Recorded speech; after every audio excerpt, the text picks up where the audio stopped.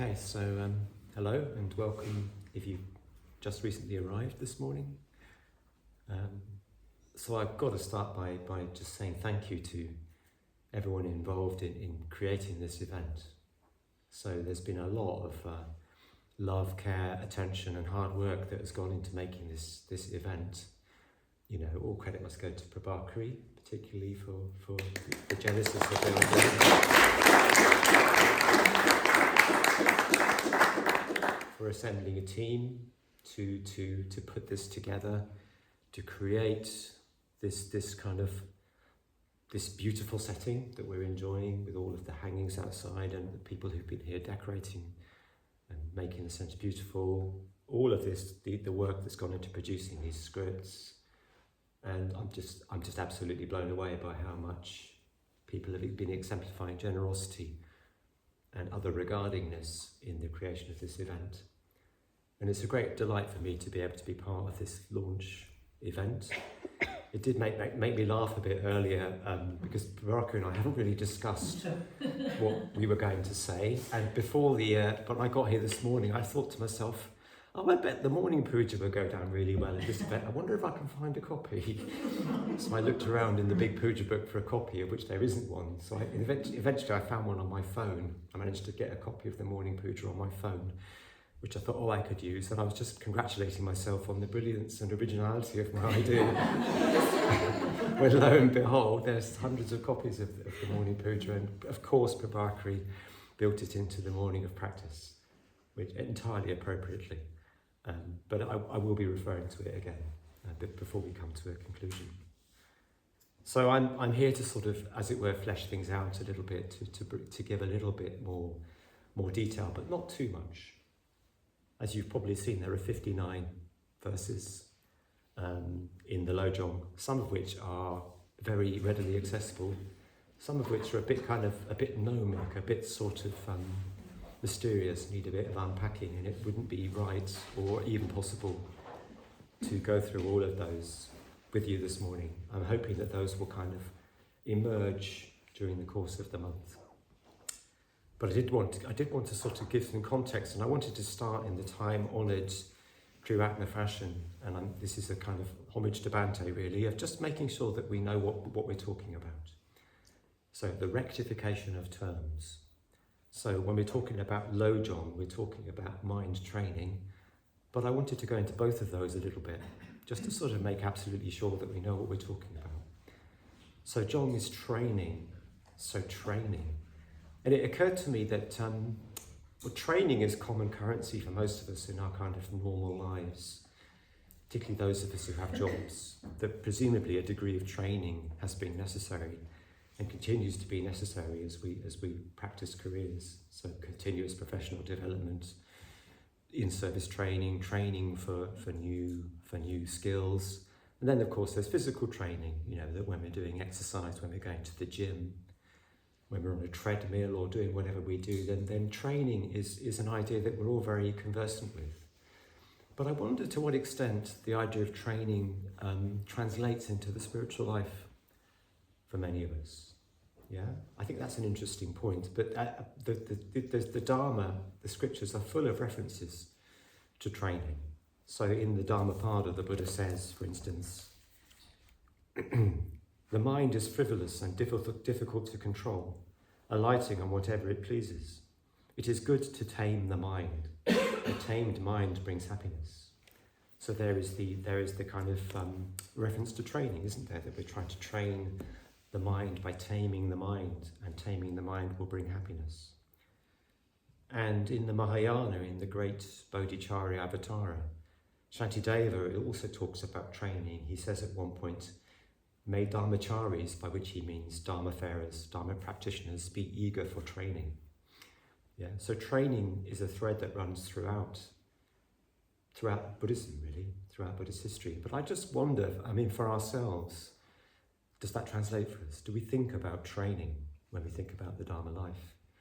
We probably will have our own kind of way into that, our own references.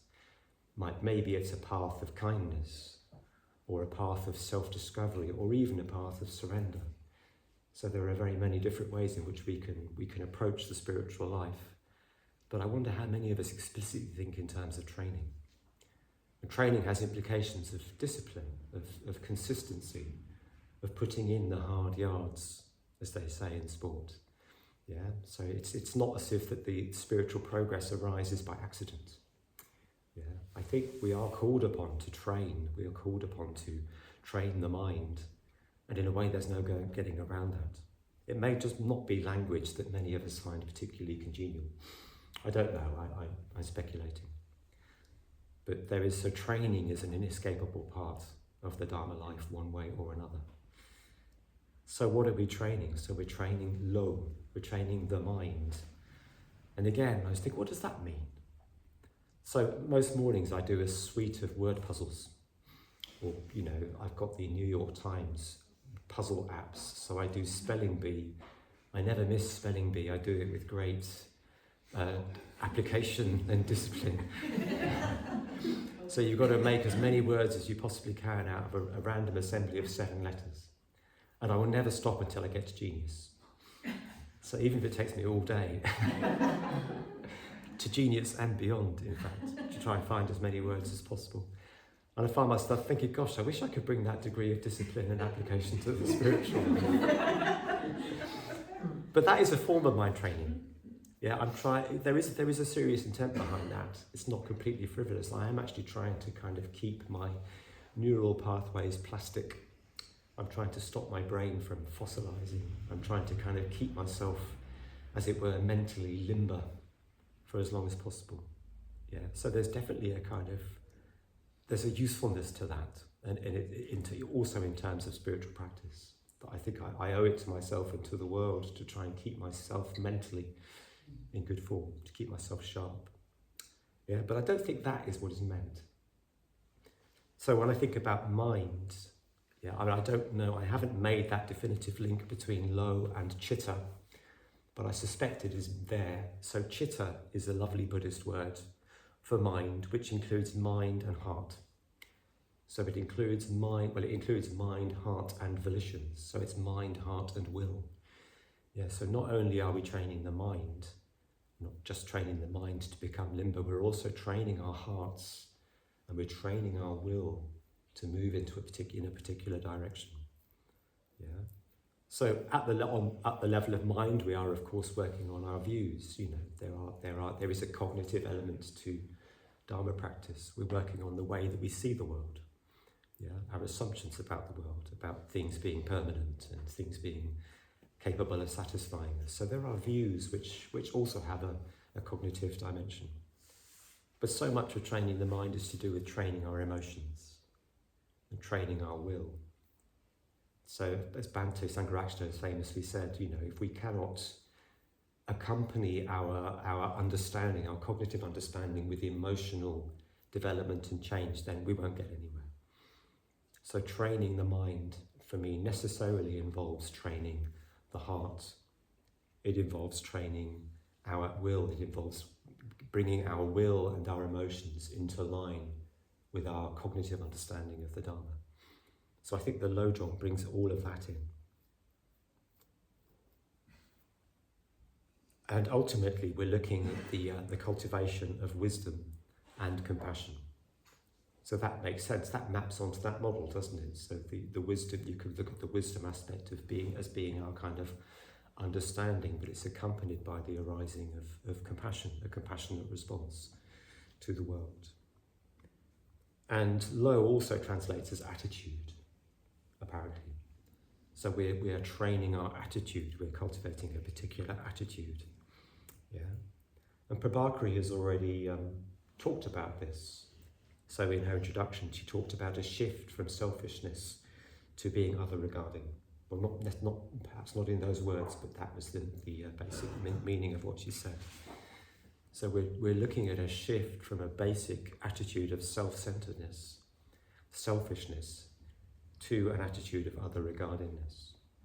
So the selfishness that is, of course, bound up with the illusion of fixed, separate selfhood that we all carry about with us, which is our default in the way that we operate in the world. There are me in here, a fixed, permanent self that needs to be cherished, it needs to be nourished, it needs to be protected And according to the Buddha, that is the basic source of all of the suffering, of all of our suffering.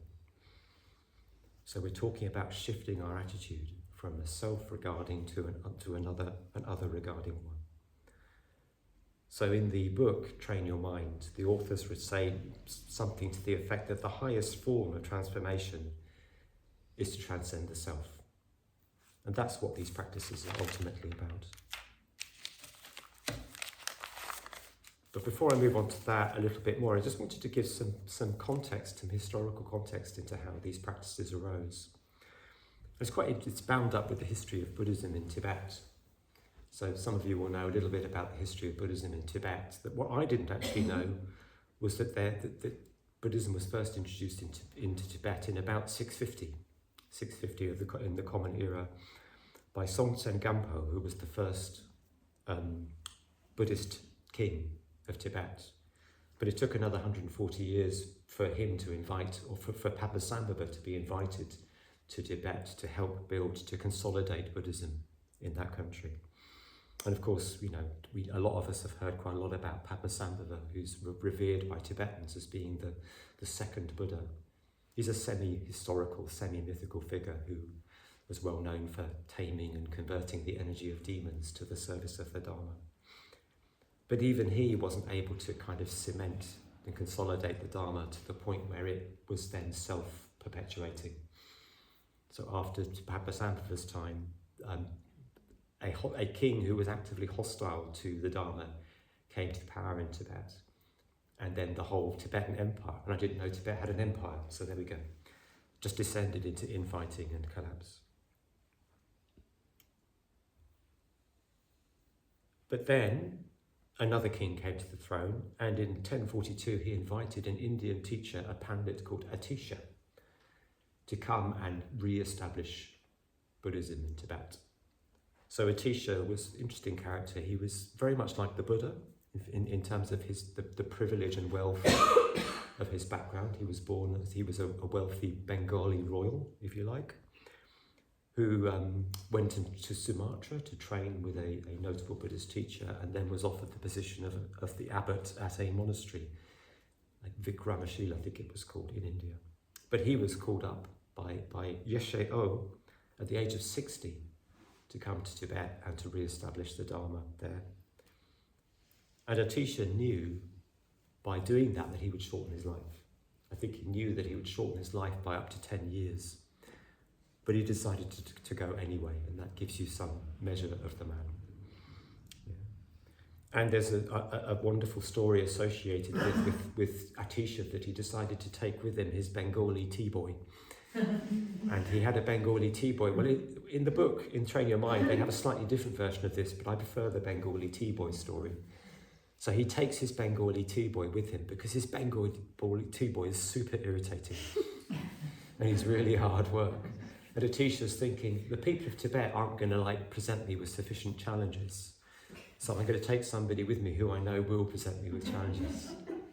So he takes his tea boy, or another monk, according to which version of the story you hear.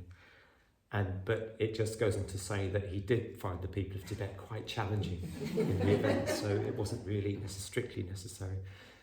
But to this day, I don't know what happens to the Bengali tea boy. I do remember in the men's study group, when Grant was in the men's study group, he would talk about somebody he worked with and refer to him as the Bengali tea boy. And when somebody came to the group new, they thought that Grant literally had a Bengali tea boy. So there's the Bengali tea boy. So Atisha. So Atisha was a kind of tantric master who'd mastered all sorts of disciplines of the Dharma and Buddhism. And he's also known, if memory serves me right, as the refuge pandit. So he would emphasize and re-emphasize the importance and the centrality of going for refuge to the Buddha, Dharma and Sangha, of placing your reliance in the Buddha, Dharma and Sangha, so to the point where that was what he became known for. And there was any number of things he could probably have taught in Tibet, but what he decided to teach, what he decided to foreground, was bodhicitta. Bodhicitta, which you could say is the sort of fundamental doctrinal underpinning of the lojong teachings. of the lojong training path.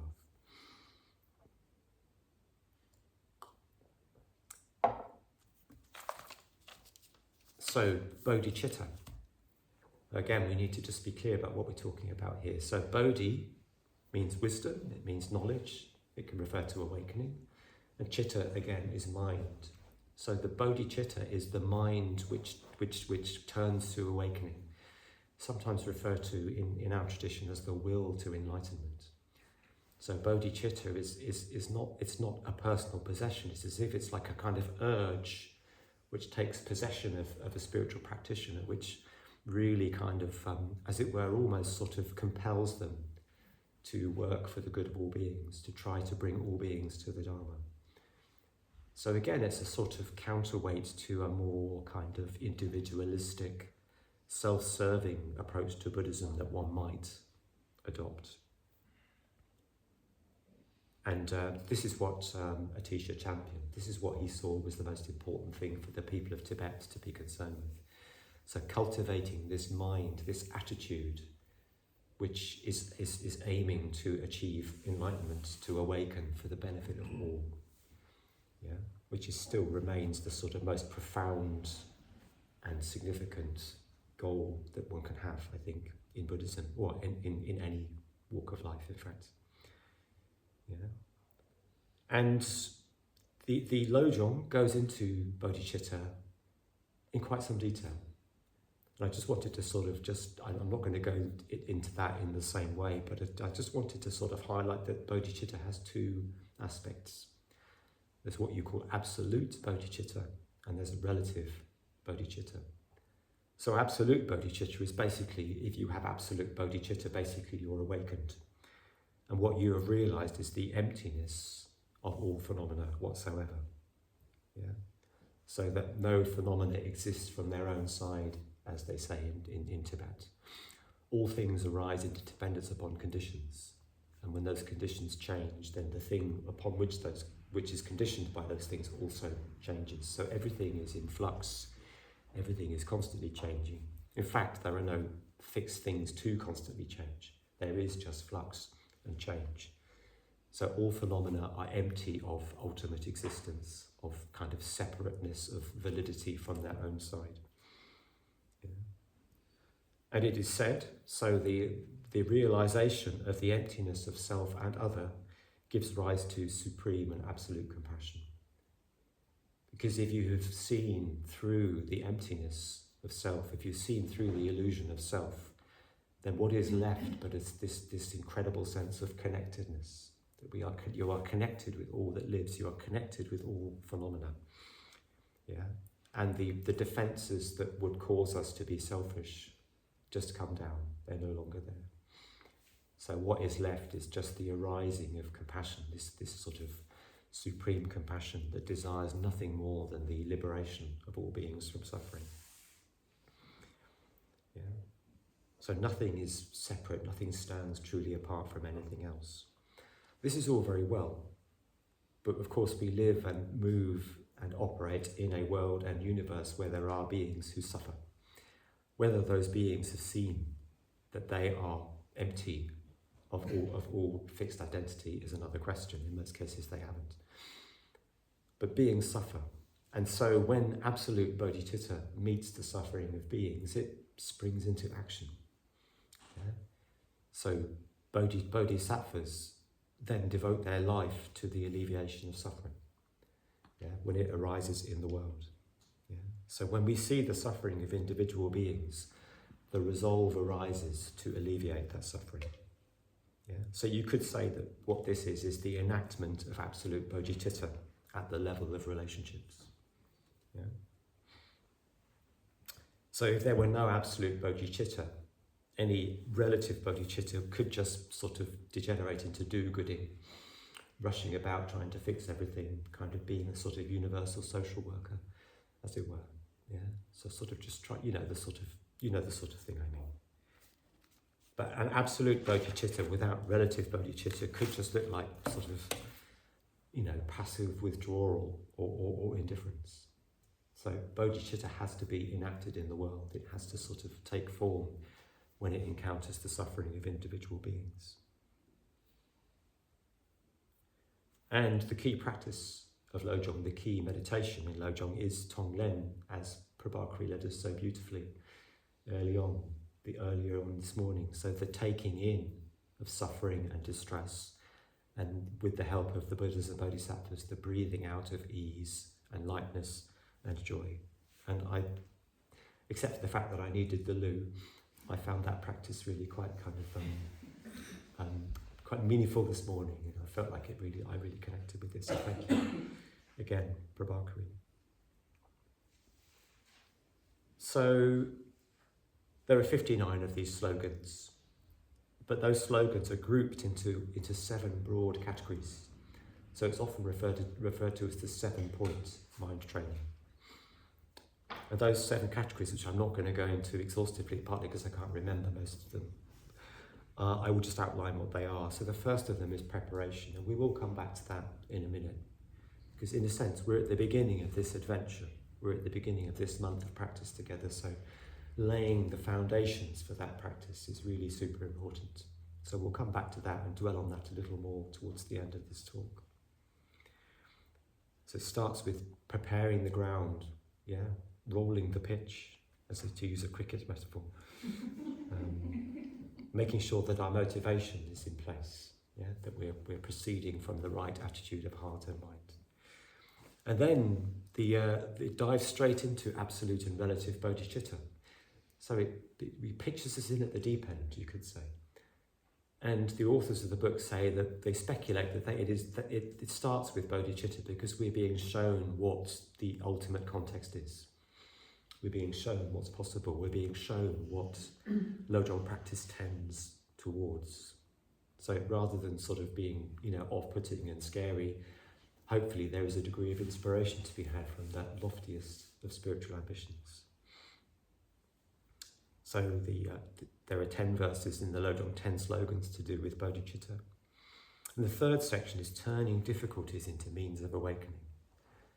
Again, which is sort of wonderfully counterintuitive in some ways. That when we encounter difficulties, in a way, the obvious and sort of apparent response is to sort of not to want to have them, or to wish they were not there, to sort of wish them away. So when I encounter difficulties in my life, the tendency of the unreconstructed heart is to take issues, to sort of moan about my bad fortune, to rail against the injustice of the universe, and so on and so forth. But no, the lojong is telling us that all of those difficulties are means of awakening. They are means of practice. And we'll see about that as we go through the month. And then there's the phase of synthesis. So we're not just, these practices are not just theory. They need to be turned into practice for a whole life.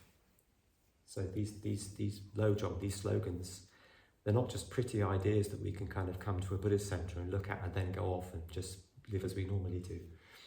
The challenge of them and the challenge of this month of retreat is for us to sort of take these slogans on and to take at least some of them out into our lives with us, so that our practice becomes integrated, our life and practice become integrated. Practice is not something that just happens here. We're called upon to take our practice out into the world and to encounter all circumstances, whether they're difficult or pleasant, with practice. And then the fifth section is the fifth of these great categories, is measuring the effect of our practice. So it's good to know, isn't it, whether these things are bearing fruit. We can't just operate in the darkness. We need to kind of get some sort of sense of feedback from the universe. How are we doing? How is this going? Is this going somewhere? So there is a section of the lojong to do with measuring that. And then, of course, there are other people. So quite a big section is the sixth category, which is specific commitments in relation to others. So lojong practice is basically all about our relationship with others. In a sense, by definition, if the lojong is about the cultivation of wisdom and compassion, compassion only exists in relation to other beings, ourselves too. So there's a lot of time that is devoted to working with other beings, committing to them. And then the final category that rounds the thing off is guidelines for lojong. which you might think would come at the beginning, but as I said, maybe there's a different logic in operation here. So I'm not going to even try to dig into any of those because there simply isn't the time, and everyone will be asleep probably by the end of it. So 59 slogans is too much for 1 month. Yeah. We can maybe scratch the surface, we can maybe illuminate 1 or 2 of them, maybe some things will sink in, will land for people. I very much hope so. But it can only really be an introduction and, in a way, the setting of intention. So this is the beginning of the year, we have a year ahead of us. And maybe we can set our intention for the year during the course of this month. There are 52 weeks in a year. There are only slightly more slogans than there are weeks. So there you go, maybe there's an indicator about how you can approach it. But maybe we just need to take a handful of slogans into our daily lives for us going forward. And maybe those will differ for different people.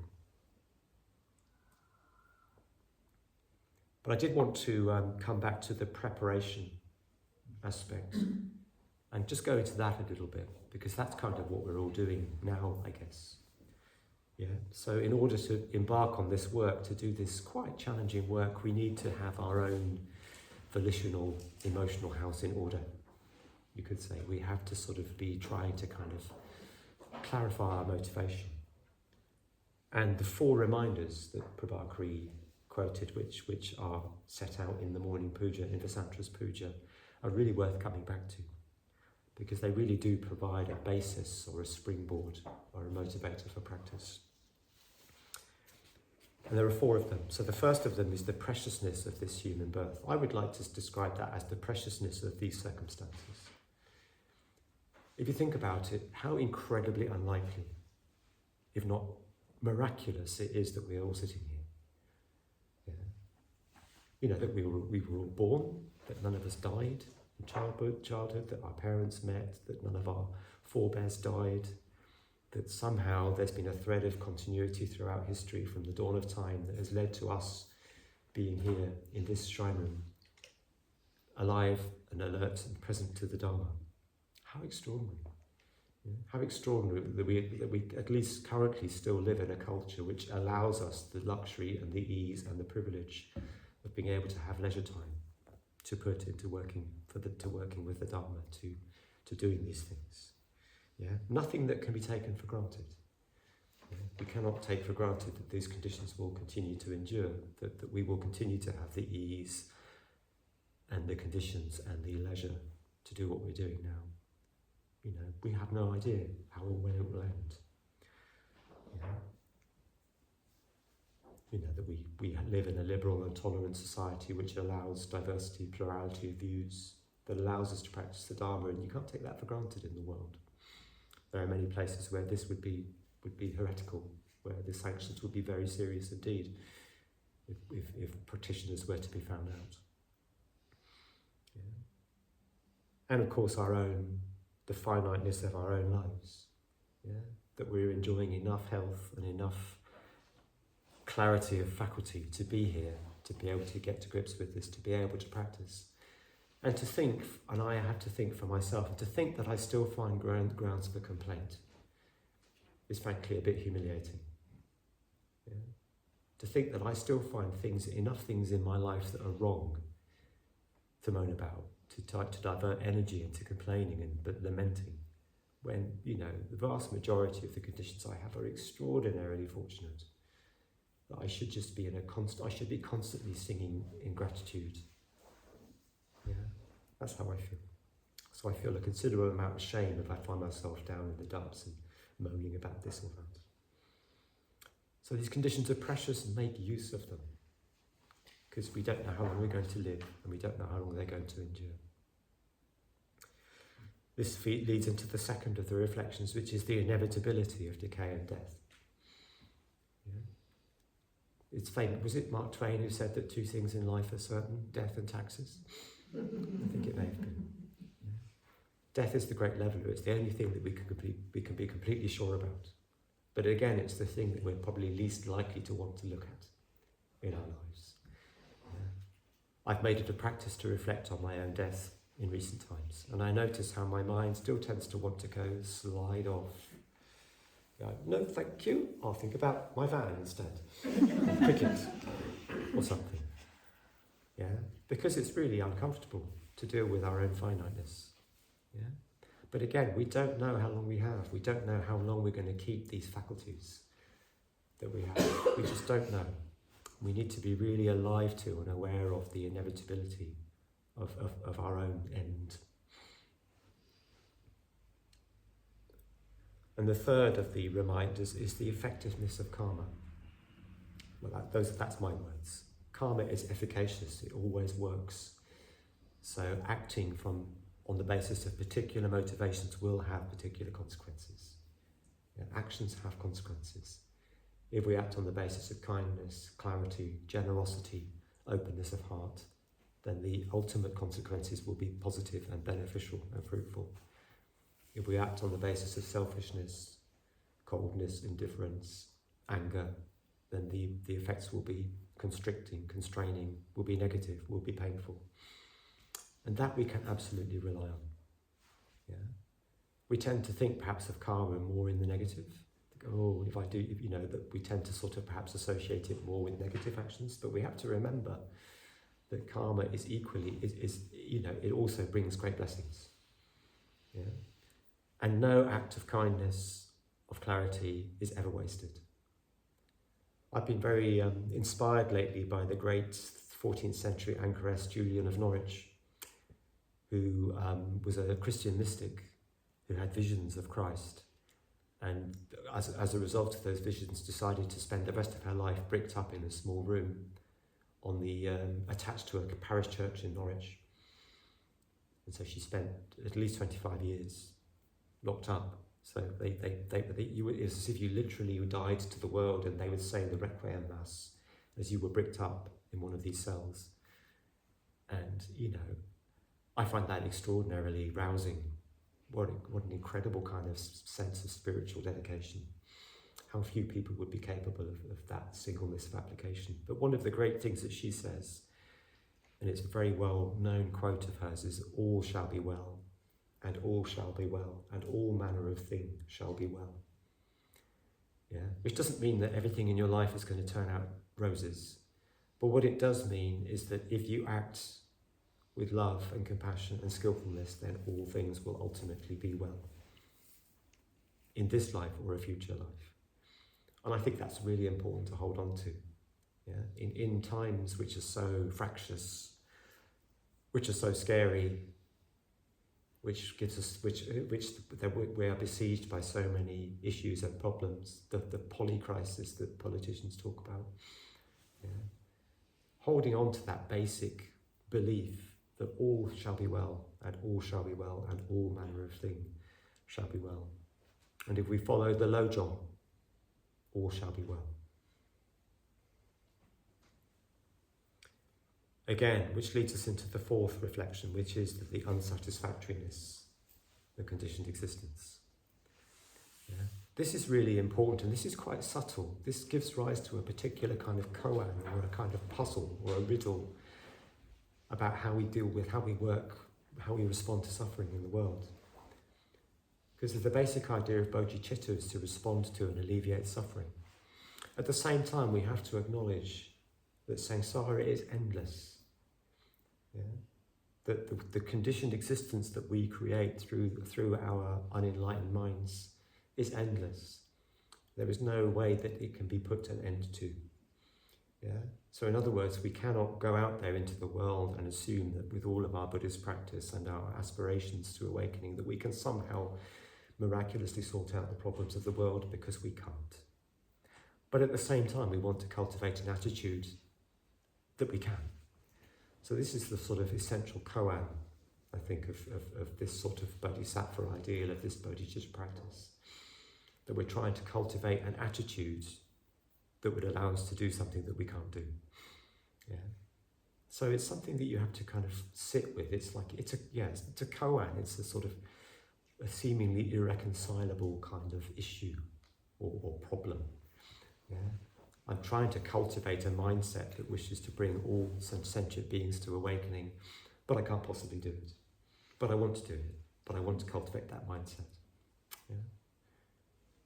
So it does mean that we can't go out there and as sort of, spiritual social workers and solve all the world's ills, because it cannot be done.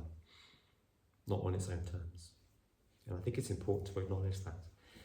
But it's also important to not to sort of descend into cynicism and world weariness, and to sort of not to try to cultivate that attitude. Because at the end of the day, why would you want to cultivate any other kind of attitude? Yeah? All shall be well.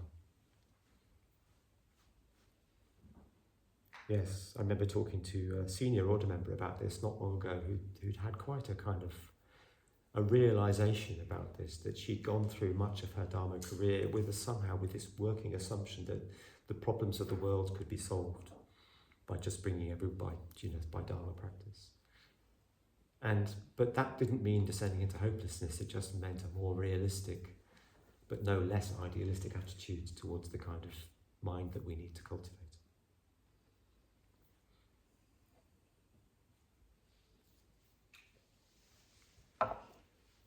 So this is the preparatory work. Yeah? And I think by preparatory work, actually, it's the work that we need to spend the rest of our lives doing. Yeah, it's not as if we're going to get it done and dusted so that we can get on with the real practice. Yeah, these are things that we have to think. They have to be reflected upon time and again, and in a way, that is a lifetime's work. So never losing sight of the preciousness of what we have. Yeah, never losing sight of our own finiteness. Yeah, never forgetting that karma is always effective, for good and for ill. And never forgetting that conditioned existence, samsara, cannot be fixed. But that not being an excuse for us, as it were, not to cultivate the mindset to try. So that's all I wanted to say, and it's actually nearly 1 o'clock, goodness me. So I just wanted us just to end on a more reflective note. So what I'm going to encourage you to do is, if you want to sit in meditation, then do so. Or if you just want to sit and listen, I'm just going to read the 4 reminders again from Vasantra's Puja, and then we'll call this a day.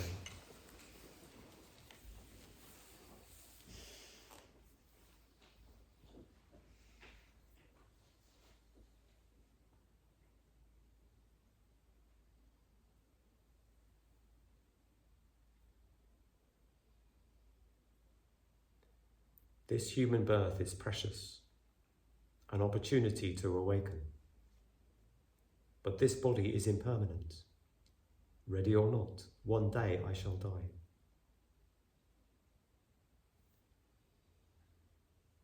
So this life I must know as the tiny splash of a raindrop, a thing of beauty that disappears even as it comes into being.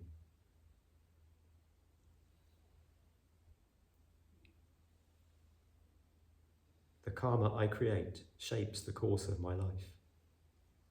But however I act, life always has difficulties. No one can control it all.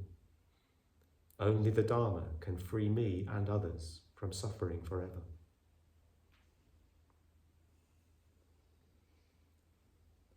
Therefore, I recall my heart's longing for freedom and resolve to make use of every day and night to realize it.